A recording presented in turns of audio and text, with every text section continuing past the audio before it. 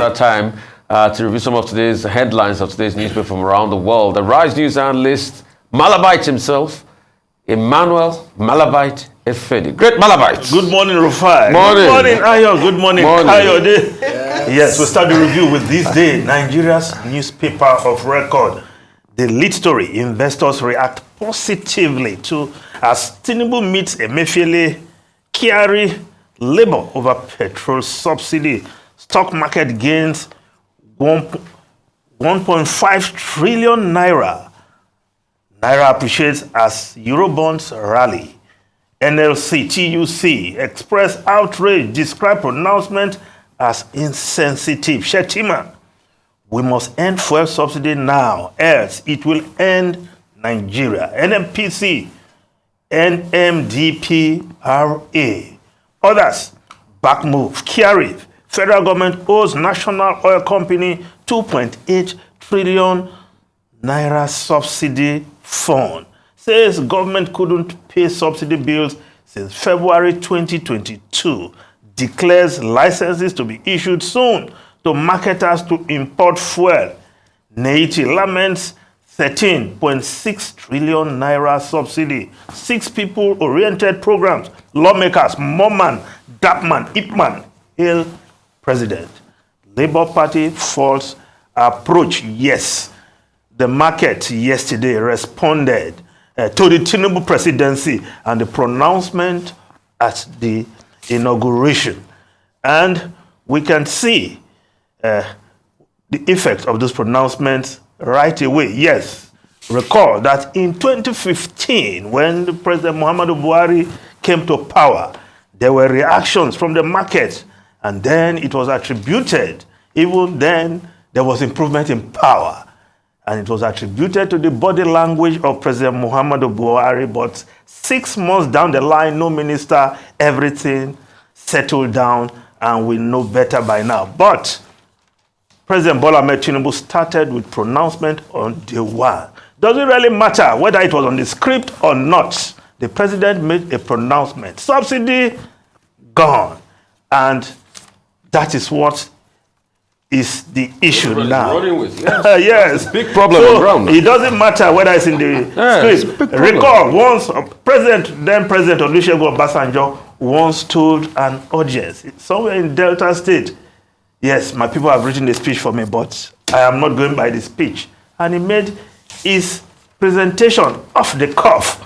Yes, but what the newspapers are reporting, the situation on the streets, at the filling stations, Business Day newspaper, Petrol, to sell between 478 naira and 600 naira per litre as subsidy goes. Commuters lament as transporters hike fares. NMPC says federal government owes 2.8 trillion naira for subsidy payment.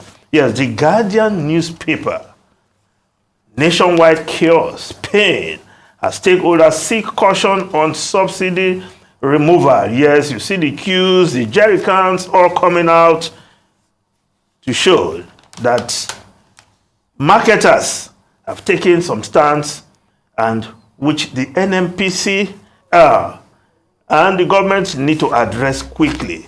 Yes, the Punch newspaper, subsidy fuel sells 600 naira per litre, queues worsen as filling stations short. Tinubu, NMPC, GMD, others meet. Framework for removal underway.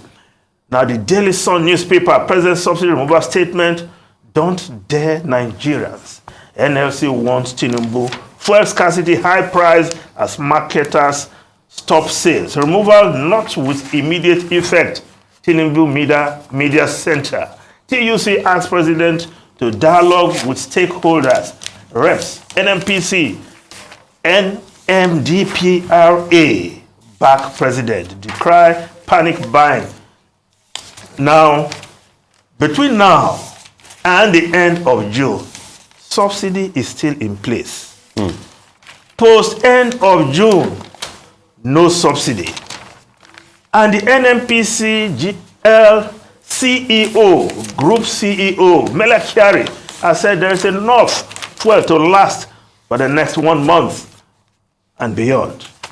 Now, can somebody tell the marketers that they will still be getting the fuel, the PMS, at the same price between now and then, so that they don't think about this, profit sharing, you want to call it, some will say, but others are saying they're also preparing to buy at a different price. What price will the NNPC be giving them between now and the end of June? Clear statement, perhaps we put some hearts to rest. And of course, what happens post end of June? The reports say the NNPC will give licenses to others to import fuel. Yes, we'll still be importing until PMS start flowing out of the Dangote refinery. Of course, that will take a couple of months more or more than that. Now, what will happen when these companies are given licenses? How will they source their foreign exchange to import fuel? Will the CBN be able to make available forex, or will they source from their foreign exchange from other markets? No, they have to go to other markets. Yes. No, they will have to go to other markets. Yes. It's as simple as that. Is because we're converging the exchange rate. No, if they are going to other markets, it means you have not converged yet. If you have converged, then everybody should be getting at the same. You see, when I was saying it this morning, yes, a lot of people think we don't want President Tinubu to succeed. I want President Tinubu to succeed. But in the life of a nation... We all want him to succeed. We all want him to succeed. It's Nigeria that succeeding. But in the life of a nation, we need to have a level of scrutiny. And when we do wrong, let's say we do wrong, we all agree that subsidy must go. All right? So what's the starting point? The best time to have put out this subsidy was when Goodluck Jonathan did it. But that's past now. But we must move forward. But the parting point is this. Can we move forward? Yes, sir. The parting point is this. How he did that announcement. That's the parting point. You can see all the things I said yesterday are the things we are now seeing him do. You want to pull it out, you want to make an announcement that you had not met with Labour. Now you are not meeting with Labour. Joe Ajero said there's a meeting with Labour today. Yes, of course. You get all the things I said yesterday. I don't have problems with subsidies going. But a face remover, stakeholder engagement, because we forget in a hurry. We keep talking market forces like it's very easy.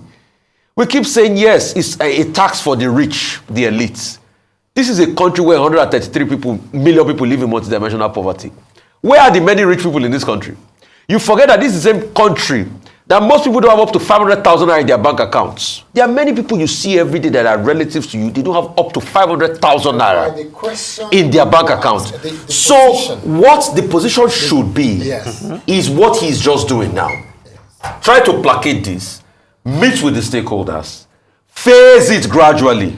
Let them know your plan. You can't phase. Mr. K, you can phase. Let's stop saying this, you can't phase. No. It's not an economic argument. You know why I say you can phase? Why? You can phase is this. The truth is, the money at which you're used to subsidize it before was coming from a particular pot. You could say ways and means, you could say anything. The money was not justifiable. In 2022, that was how we made the argument that you can't phase. But the government phased to get to this point.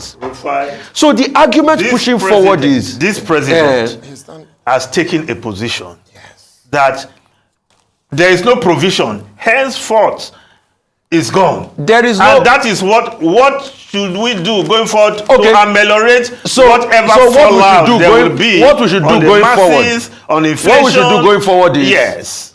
If there's no going back on this position, I'm saying phase, which might not necessarily be another year down the line, which might be a stretch of months, then we have to be ready to face the blowback of inflation in the markets, inflation that will lead to more poverty of the people, inflation that will lead to an economy that's already suffer even more. Then the weak amongst us, if we are stuck in this way, then the weak amongst us will suffer even more. And the repercussions definitely will be faced by the government. Yes. But if we face, we can prepare them even further.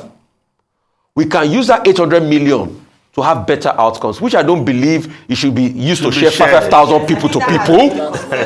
We can use that money to have better outcomes and prepare for them before we leave them up. That's just my argument all this while. Because you see, it's so easy for us to make these arguments. We can buy fuel at 30,000 naira per litre. But the people that go in the buses, they can't afford to face that pay. And I'm speaking up for the poor that are largest amongst us. We should stop having this capitalist conversation alone without thinking of the poor people in this country. Okay, so I'm sure that, but Mr. Emefiele, you're out of time. I know you have a few, I don't know if you have any more. No, but just one important story. Yes. ASU, court, oppose federal government, no work, no pay policy. You know my stand on that. You can't be on strike for 8 months and expect government to pay you for that 8 months. But also the court ruled that the government cannot impose a payment system on the universities because of they have autonomy. So that's just an important news coming out from the newspapers. Okay, so we will be taking a short break, but just before then, I just wanted to say, Rufai, whatever happens, the president has taken a decision. Everyone says it's a very good decision. What we need to see is action in the next 48 hours, 72 hours, and let's drive with it. So let's drive. Thank you so much, Mr. Emefiele.